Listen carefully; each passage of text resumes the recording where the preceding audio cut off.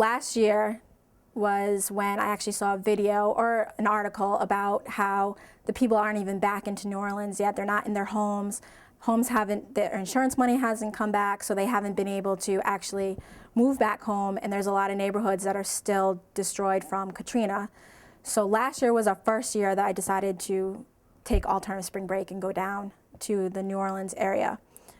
Did some research and found a church called the Annunciation Mission Church, and it's in the Broadmoor neighborhood, which is the 5th Ward, which is north of like where the lower 9th Ward was, where the levee broke and a lot of the people actually died and their whole neighborhood's gone. Their community is a low to middle class community, and they still needed so much help. Like, nobody was helping them. They weren't getting a lot of government aid. They weren't getting a lot of like state aid, so they needed volunteers from all over the country to kind of come in and help put the neighborhood back together.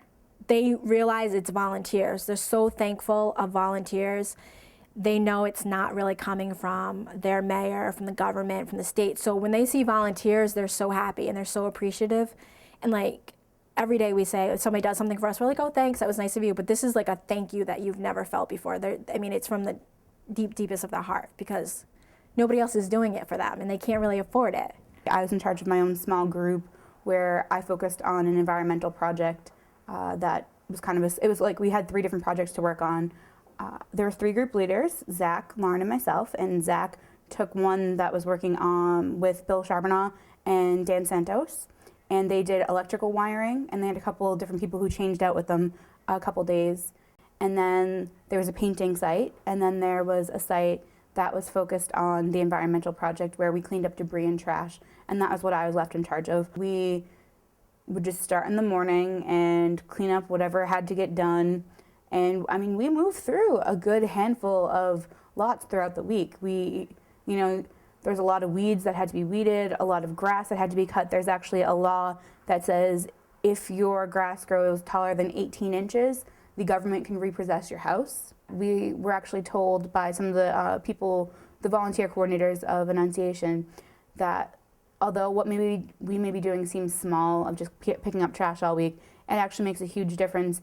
It makes the neighborhood look nicer. It also gives a little more security for the people living around that empty lot. I will never forget, we actually had the woman of one of the empty lots we were cleaning out. She lived next door, and it was this little old lady. She probably had to be 85-ish, and she was just clapping for us. And so it's like a very nice experience. I mean, you never forget that feeling of someone saying thank you. It definitely has a different meaning when you hear it from someone who you know truly needs the help. Students that go on the trip have experience doing a lot of service. Some of them have gone to high school trips, so they've been around to different places and they've done like a week of like rebuilding or habitat or something like that.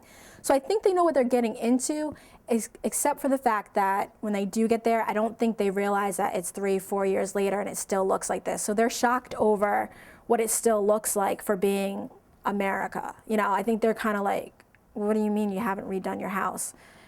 What do you mean you can't find your neighbor? You don't know where they are. Like, there's no contact. Or when they see houses that are completely front doors open and there's still people's sofa and couch in there and nobody's even attempted to start gutting, I think that shocks them more. I think the other part that really, I think they're fine doing the work. I feel like it's kind of everyday service work, I mean, except for the environment that you're in. But when they talk to the neighbors and they hear their story is what is most touching.